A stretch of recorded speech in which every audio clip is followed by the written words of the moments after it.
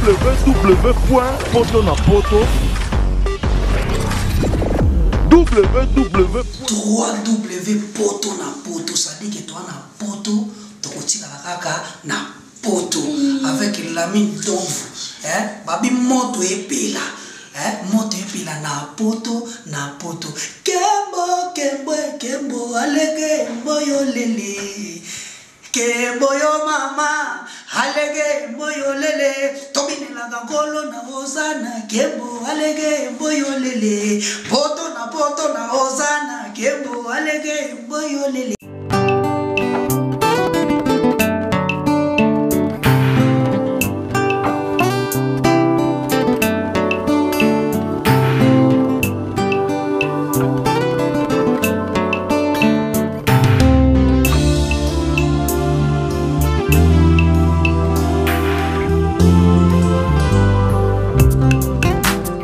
La salle Lovely's vous accueille dans un cadre exceptionnel tout au long de l'année. L'organisation de vos événements prend un temps considérable. Chaque détail a son importance. Lovely's sera à votre écoute et sera vous conseiller pour faire de cet événement un moment précieux et inoubliable. Lovely's, l'excellence à votre service.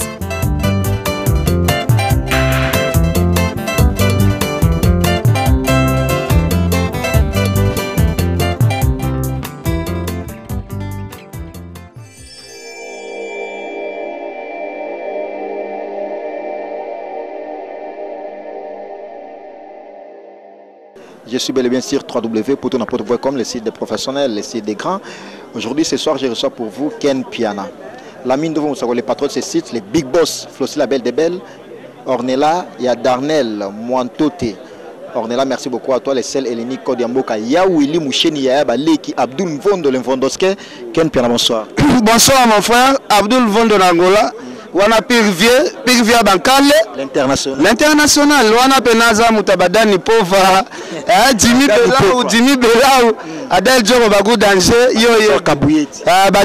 Trésor Kaboueti akenda Ali les seuls Héléniques Kodiamboka Yaouili Moucheni Ken Piana. Alors Ken Piana lelo na mono na conférence de presse hérité watana be mbanga ya danser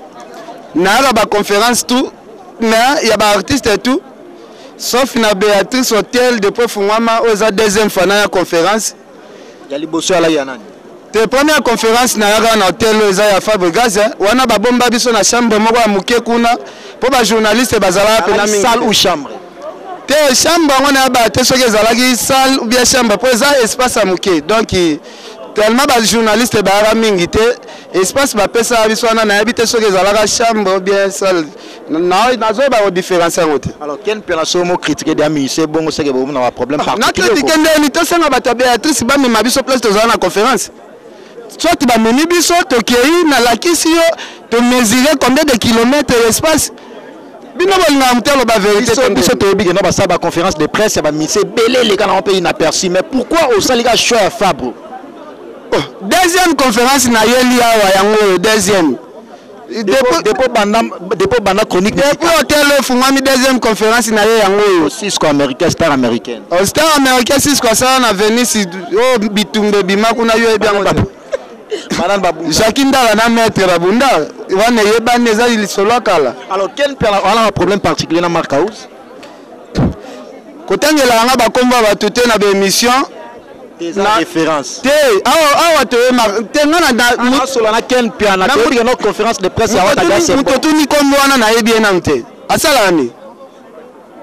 oui ami ça fait été te tuna nga su kombo ni otange o tuna ngana kombo non poser la question tuna comment Mark House na yebi ete na yebi ete o tuni nga kombo ya house ezanda kuti yosko poser nga net question piège bien nini soki maka house ezandako ngape na muto pe na anglais house ezandako vous comprenez. Alors quel Piana tant que chroniqueur et musique héritier Watanabe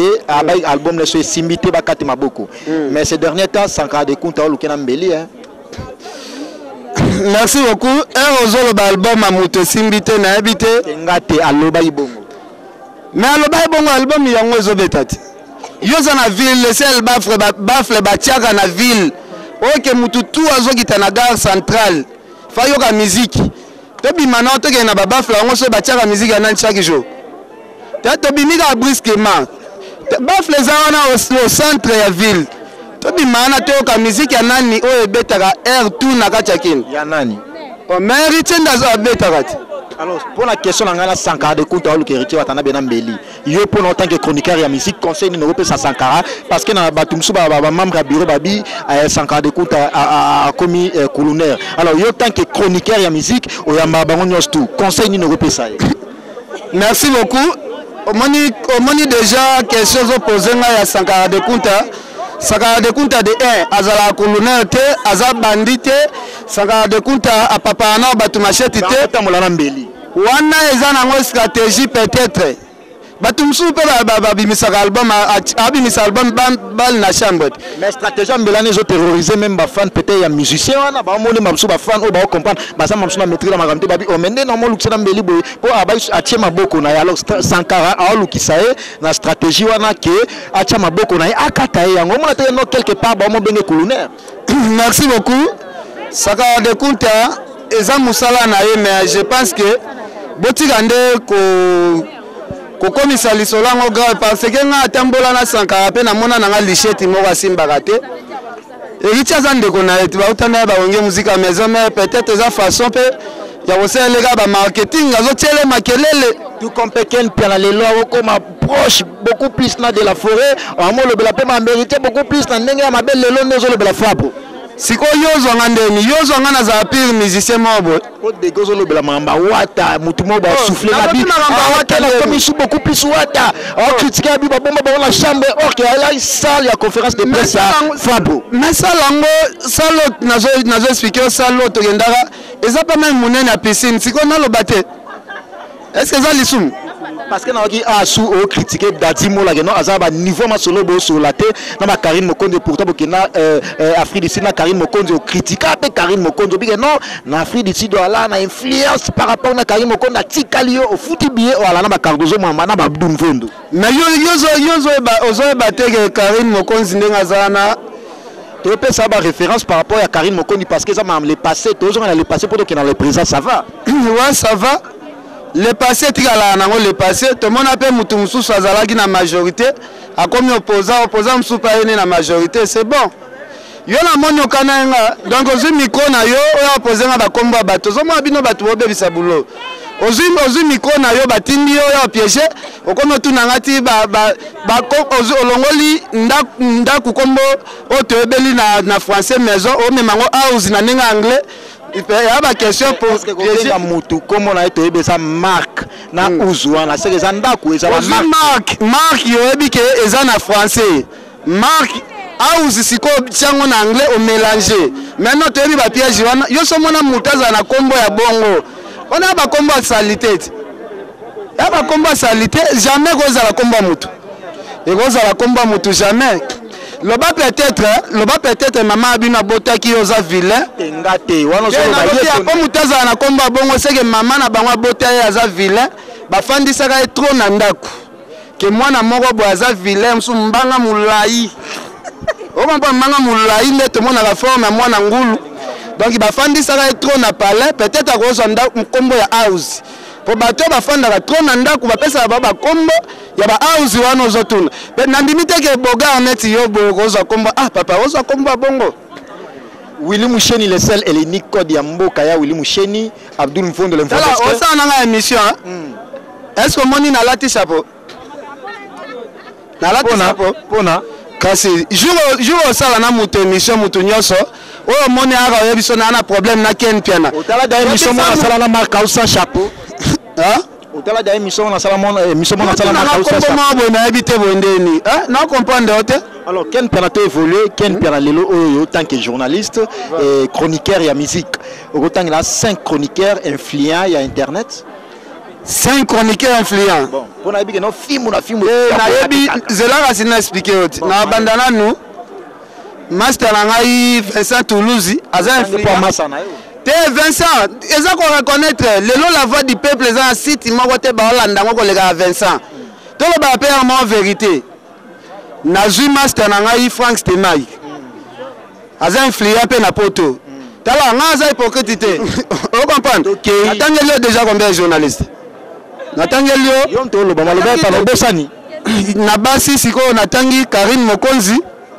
nazwi master na ngai na basi natangi na mibale ya mibali ya basi nazwi Karine Mokonzi nazwi bibi Kapinga nazwi bibi Kapinga sikoyo seke basili ba na 5e misikoyo 5e misikoyo to sala fiko waza na libabe kombo ekobima te tamusa miko te non sola nazoluka elongi ya libabe po elongi ya luka ngai naoluka nani aza na libabe natangeli yo Frank Stemai Vincent Toulouzi natangeli yo bibi Kapinga na Karine Mokonzi sikoyo moto asuka pacherefi papa tala mais ça question na tuni la mission na mutu oyo na sala mission na parce que ngam na se mission za nga to sala mission na RFI te to na Congo yango na lobite yango na lobite za na Congo ko poser nga ba biloko te ya ba étranger ba house ba ni question na Congo no to malembe to za na Congo malembe kasi ba tunanga makambo eza ya Congo ko tunanga makambo te wala to bige no congolais a misa a chroniqueur mo pesa la émission ninga kina pa chéri yango na lobi tunanga makambo ya Congo pardon s'il vous plaît OK allons-y bon 5e na kotanga nani 5e c'est pas chéri fi boyi na boyi mutu te nazoyebisa yo na bitangelanga makambo ya Congo asere yala na Congo te yo siko RFI ozotuna wapi oh ya Pacho bon so otuni Pacho aza master na ngai malgré mokili ndenge ezalaka Pacho so natangi boloba ona po bosufana ya ensemble bosala ba parcours ebele ebima neti tricage ozo comprendre ebima neti tricage masala na Adam Suluzolo wapi wana président internaute te Adam Suluzolo aza po avant na cité na on na cité Adam Suluzolo mais Adam Sifala sanga démarche parce que zela m'a expliqué on ande na bona telemio sentir moi na mobile telemia ozo comprendre démarche Adam Suluzolo c'est par rapport à ngana ozo juger babou na ngande nazana kati ya maloba na yo démarche na par rapport à telu kana na Adam Suluzolo aza wapi total la démarche na yo oui alors Ken Piana na clôturé na yo message nini clé au pesa par rapport à interview à Lelo to sali na yo on va en parler message clé na sepeli na émission to sali mais yeba ndenge poser mutu ba question parce que na yeba ngo déjà ozo baté nazo yeba ngo déjà ngam na tangeli journalisme na yeba na conflit na ndaku boyi obaloli ko mandaku na ngela na conflit yo tangelo comme Mark House mais ça question mabe ndaku ngo zo répéter ngo kaka non benga Mark House yo bulene ti anglais na yebi ngata mukete oh yo na ka ma ota clôturer na utangela ko manda kuma boyena 5e mangona ni vraiment masala nga jise makolo ba to bandana yi na clôturer na jali shoyaka de wana 5e te ngana otanga muto yo amona ba ville amona ba métro yo mona pe na métro te il na sa yo tango ngala la ba boule fondo na voyage kana ba Willy Michel ngo visa te papa Willy Michel na mema yebite na boule fondo na faire déplacer ba mbolo ebele mboka nini na beta ba ngola na beta ba Namibie na beta ba Gabon ebengo te to clôturer na yo tala nan osomona ba fia couleur gel chaud dans la sola ina clôturer problème ezata siko ye 5e natike les charges www.potonapoto